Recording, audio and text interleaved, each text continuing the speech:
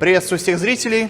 Вы наверняка помните предыдущий ролик, в котором я сказал, что вы можете присылать свои основания, которые вы хотите, чтобы я сравнил, сделал обзор.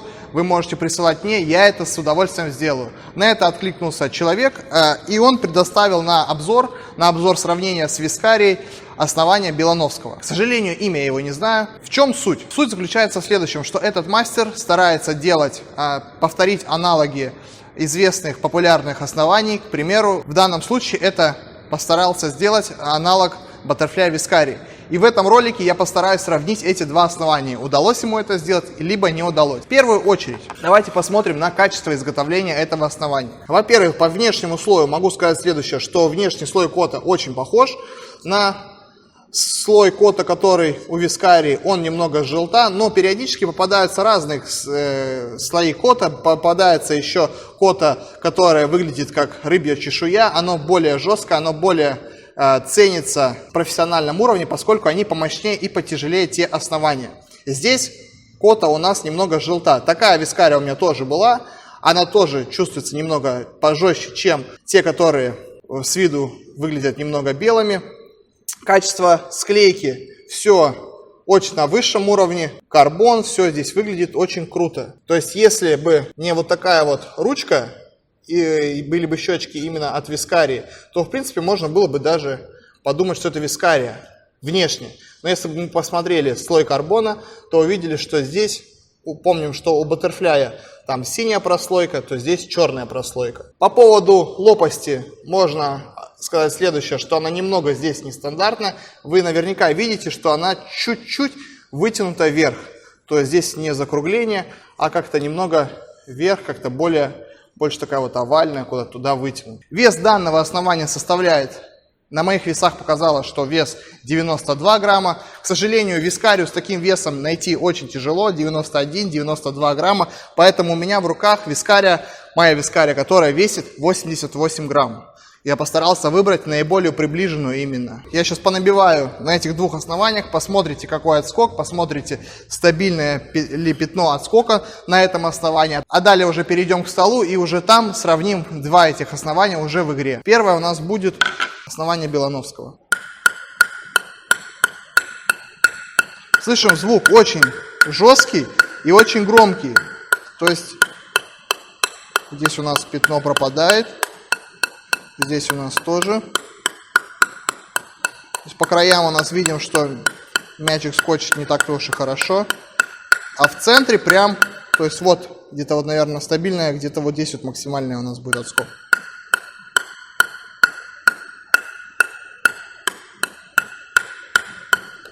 По звуку можно услышать, что верхний слой очень жесткий.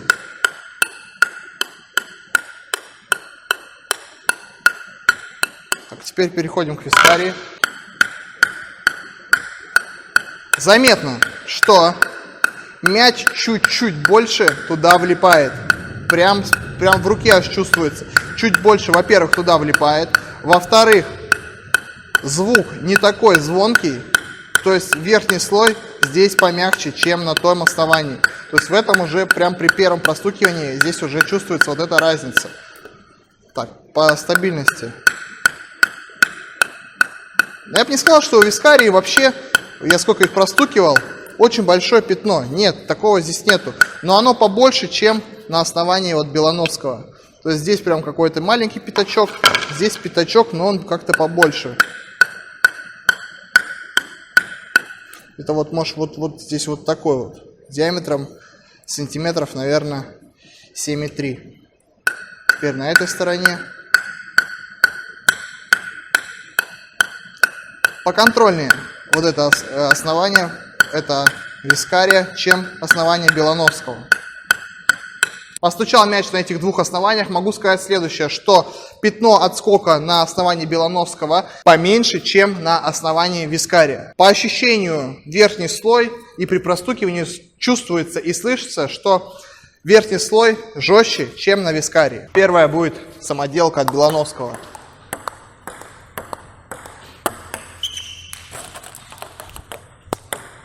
Вы наверняка помните обзор про Pro 01.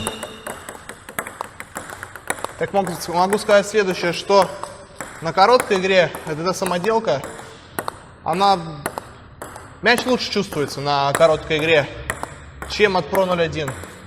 Теперь вискария. В ручку больше вибрация идет, чем от вискарии. Получается, даже на короткой игре она поприятнее, чем вискария. Теперь накаты. Самоделка.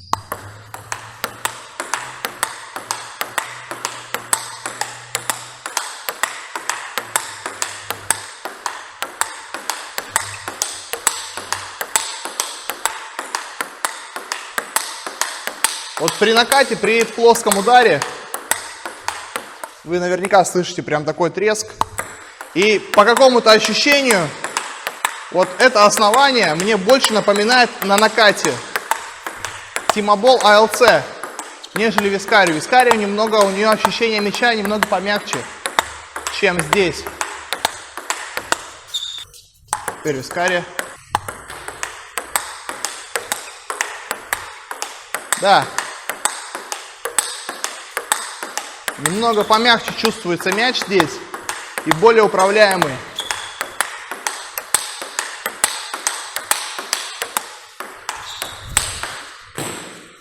Самоделка.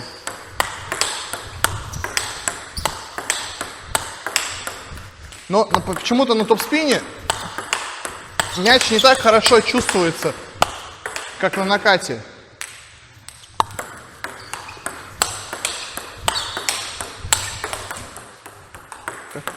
Вискарию.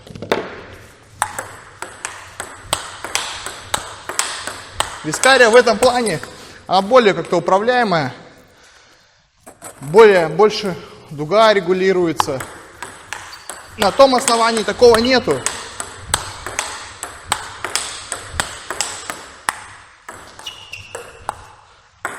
Еще чуть-чуть.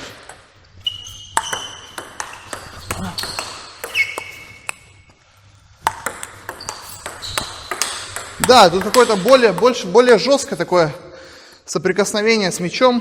И мяч, чтобы почувствовать, прям нужно больше плоско его пробивать, чтобы вибрация до ручки шла. Если стараться больше на вращение играть, мяч не чувствуется здесь. Вот такое ощущение у меня было, когда я играл Тимоболом Спиритом, вот он очень похож. На Тимобол ALC тоже похожее ощущение, но на вискарию здесь не похоже.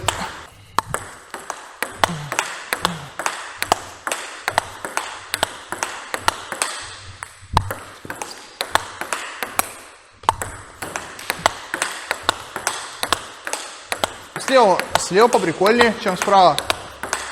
Больше прям в мяч, и прям мяч. Но я не скажу, что чувствуется прям, как мяч там сидит, но он управляемо так, вроде бы с таким.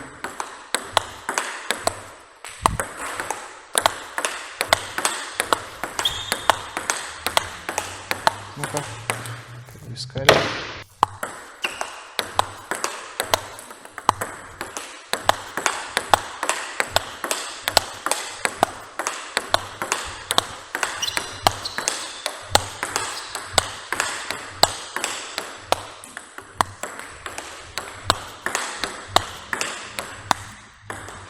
Поиграл сейчас на короткой игре, поиграл накатами, поиграл топ-спинами. Могу сказать следующее, что это основание мне в большей степени напоминает Тимобол Спирит, Тимобол ALC. Оно больше на те основания похоже, поскольку ощущение мяча намного здесь жестче, чем на вискарии. На вискарии ощущение мяча немного мягче.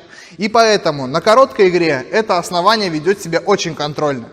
Но когда начинаешь усиливать, топ-спин справа, топ-спин слева, накат и так далее, любые атакующие элементы. Здесь уже, если вы пытаетесь проводить больше на вращение, мяч на этом основании, на основании Белановского, здесь уже не так сильно чувствуется, как на вискаре. На вискаре более такое мягкое ощущение мяча. Если пытаешься этим основанием Белановского, стараешься вваливать больше вперед, здесь да, здесь уже раскрывается весь потенциал, и возможно это основание даже будет немного тебе помощнее, чем та же самая вискария. Теперь поподаю подачи, поначинаю, позавершаю.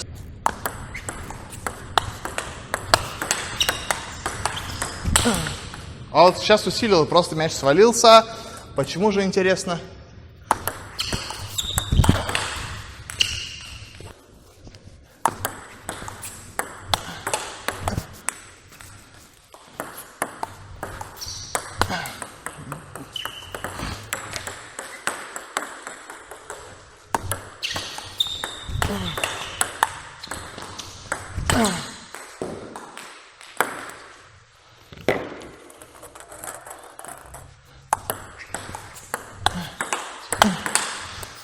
Ну вот, я вот сейчас даже поделал, можно даже дальше не идти.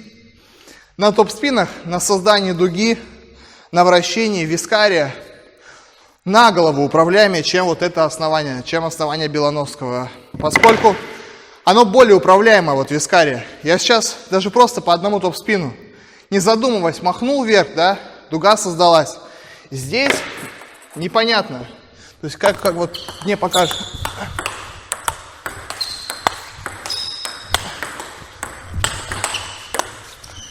То есть то ли постоянно надо как-то стараться вести вперед. В общем, два эти основания, они абсолютно разные. Абсолютно разные. На мяче здесь не проработаешь, мягко его не встретишь, чтобы обработать. Бить в мяч не всегда есть возможность. В общем, по ощущению пока что вообще прям разные.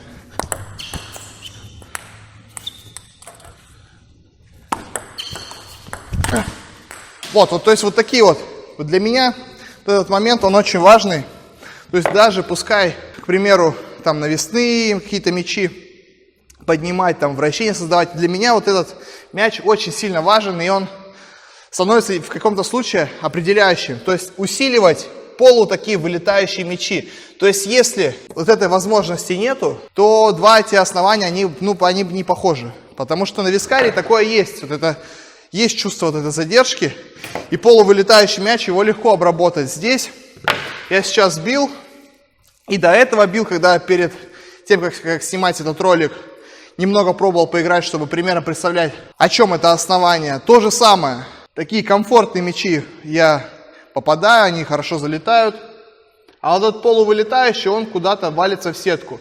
При попытке немного открыть ракетку, мяч вылетает в аут. То есть в чем эта разница? Разница в том, что верхний слой нужно постараться производителю, в этом случае я являюсь дилетантом, именно в производственном моменте. Возможность на вот этом основании нужно подобрать кота чуть-чуть помягче, чтобы мяч не так жестко. Постараться подобрать кота немного помягче качеством, либо по свойствам. В общем, ощущение мяча немного здесь помягче нужно сделать, нежели которое оно сейчас есть.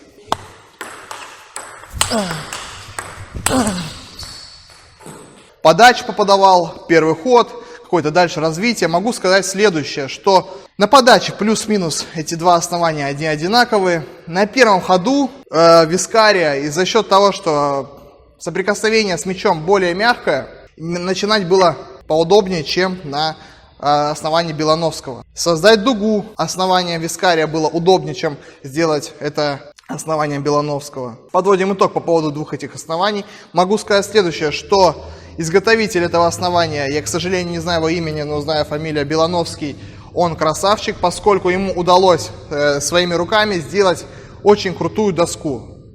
Попытался он сделать аналог вискарии, но, к сожалению, это не получилось. Со временем, если он будет немного что-то изменять, возможно, это получится. Не получилось в чем? Сейчас могу сказать следующее. Во-первых, да и не то, что во-первых, это, наверное, единственный случай, в чем разница. Верхний слой этого основания, он пожестче, чем у вискарии. В связи с этим обработка мяча, все, что касается навращения и создать дугу из неудобного положения, основание Белановского было не так комфортно, как вискарии.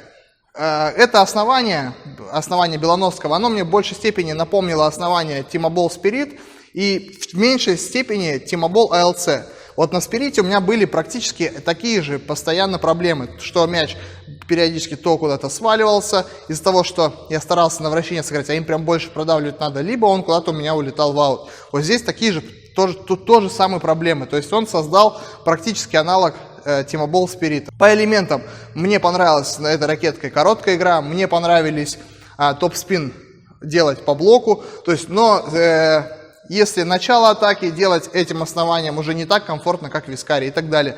По какие причины, я сказал немного ранее. Надеюсь, этот обзор будет для тебя полезен, поскольку в будущем, я уверен, про эти основания будут очень много гуглить, а тут уже я сделал на его обзор сравнения. Поэтому этот ролик 100% для тебя станет полезен. Ставь лайки, подписывайся на канал. До встречи!